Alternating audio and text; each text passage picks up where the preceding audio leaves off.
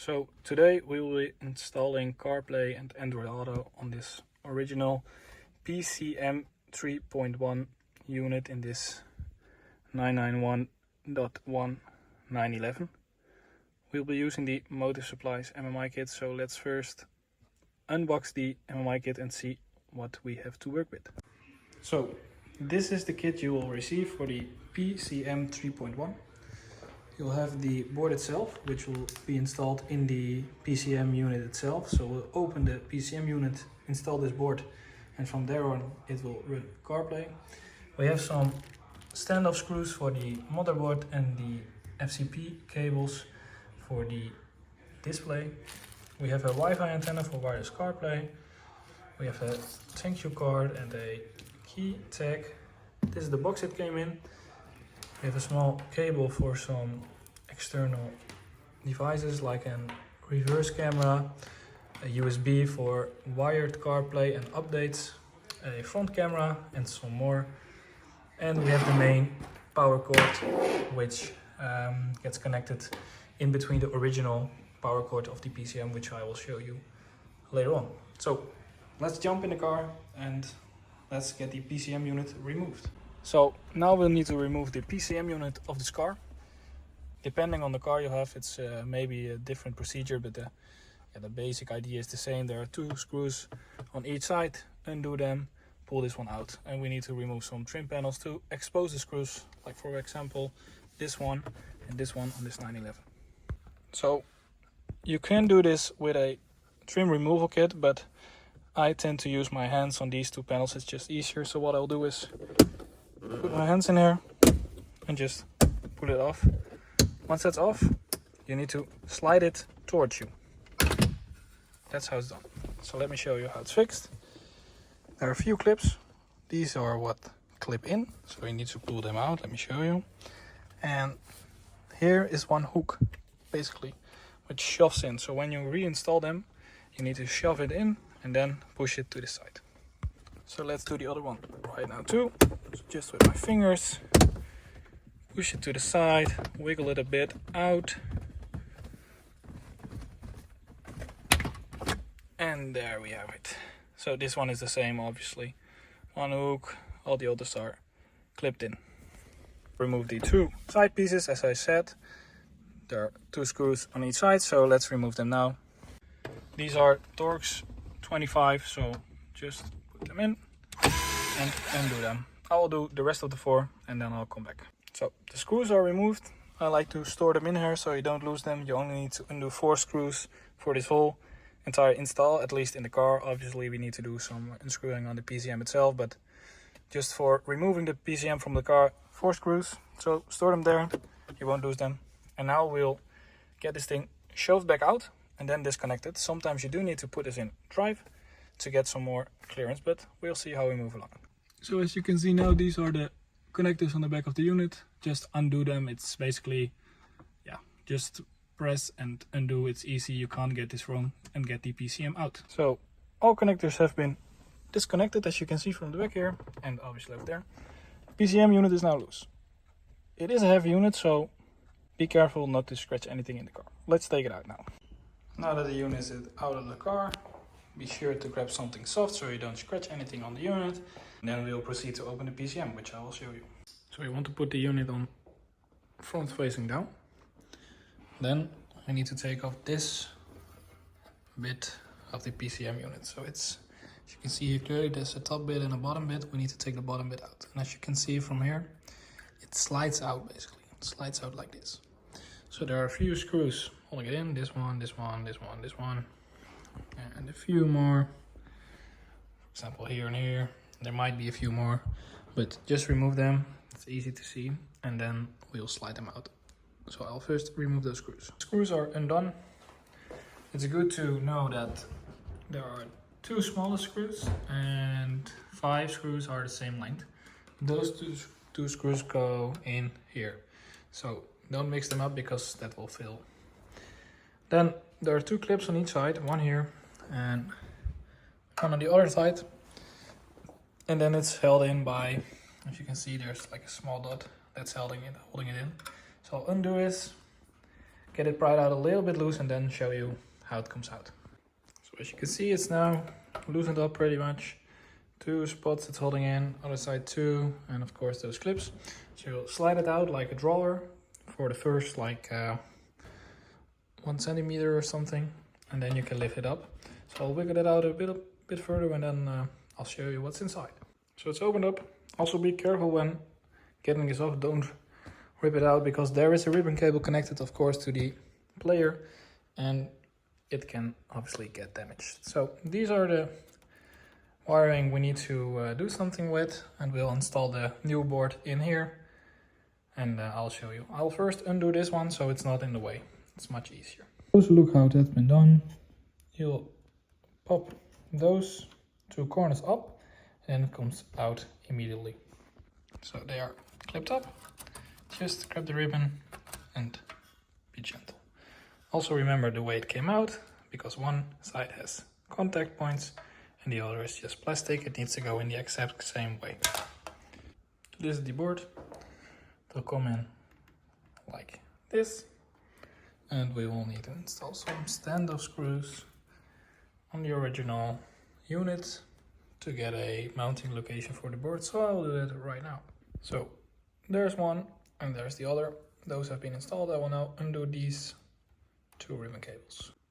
Those are removed. I will now install the supplied ribbon cables, these, to the original position. New ribbon cables have been installed. It's important to know that they should be installed this way, so in the same orientation as original, because as you can see the original one has the connector one facing forward, and we now have done the same. So the connector part is facing forward and the blue part is facing this side.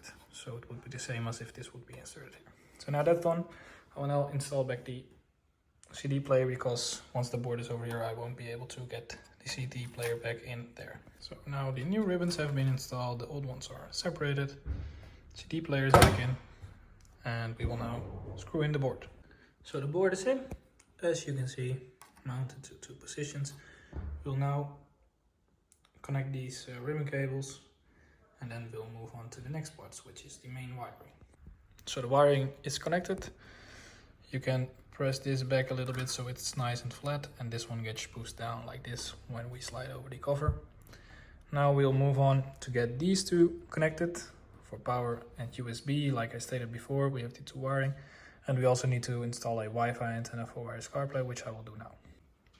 The Wi-Fi connector clicked into place. It's now over here. We'll route it to here. We'll now remove this screw so we have a hole, and then the way we can feed the wires through. We removed the screw in the cover. As you can see, that's a nice place to slide the wires through. So I'll connect those 2, slide them through, connect them, and I'll move on. As you can see now, the wiring has been installed, the connector is installed, the connectors for the display are installed, the CD one is back in, and these have been routed through here. Make sure to not get them above, because then we'll get damage. Also, they are pretty fragile, so be sure to be careful on those sharp edges, and also make sure they are fully seated like these. So this one is fully in, this one is fully in. Same holds for these. Just make sure they are in straight and pressed in all the way. So I've reinstalled the cover. Make sure that this part is behind and this part is in front, so it goes like this. There's a small curve in it. Make sure it's all nice and tidy. Make sure those are not too tight, and also make sure when sliding it on that you look in from behind to see if the video connectors are fine. So the wiring has been done, the screws have been back in, and the unit is ready for the car. Remember that these 2 screws are shorter than the other ones, and also remember that if you have one left over, that's normal, because remember we removed this cover here. So that's the screw you'll have left over, and all the others will be back in its place again. So now we have this wiring, which we'll install in the car and tidy it up a bit. In the car, there's a few more things that's important. Number 1 is we need to transfer over this optical cable from the old connector to the main connector. How I do that is easily. There's a small tab right there, so we'll try to do it with one hand. Okay, two hands. You'll push up the tab a little bit, like so, and then just slide it out. And this will transfer over to the new connector, so it's directly into the PCM module, and this one is then into our adapter.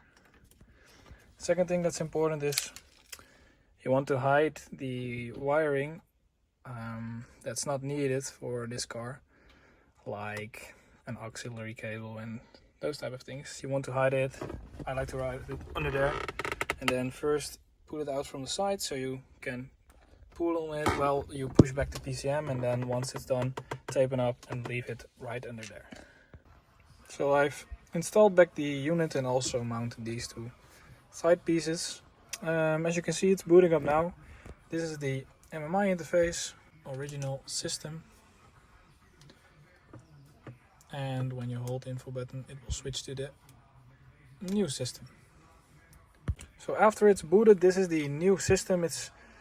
The original system is still available, like when you press tuner, it's still all there, but it is an additional, it's basically an add-on. So if you hold the info button, it will show the new system, and the new system, that's where CarPlay is run, Android Auto, AirPlay, all those type of things. So I will connect CarPlay and I will show you what it's like. So the CarPlay install is now finished. As you can see, it's just like original CarPlay, but then obviously using a module. It works using the control knob as well as using touch, for example. So you can just use all the CarPlay supported apps, same as obviously for Android Auto. We don't have any Android phones, so I can't show you that. Here is our logo showing that it's not a generic product, so it is indeed a high quality reworked product.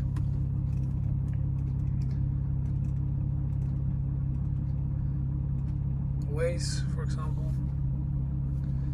Also, if you on our logo, it will show the interface of the board we have installed, where you can select the features, quickly go through. So wireless dev, over here you'll manage the wireless connections. Then we have Wire Auto for Android phones, AirPlay and Autolink, which are screen mirroring, so you could in theory mirror YouTube, Netflix, those type of things. USB, that's for USB video and music audio playback, so you can just plug in a USB thumb drive and then watch movies of it. We have some settings where we can set the volumes, we can do some other things, as well as some equalizer, which is very nice. Then we have a camera, which is for like a dash cam type of thing. You can also connect a front camera to it that will show a certain amount of seconds after being put in reverse.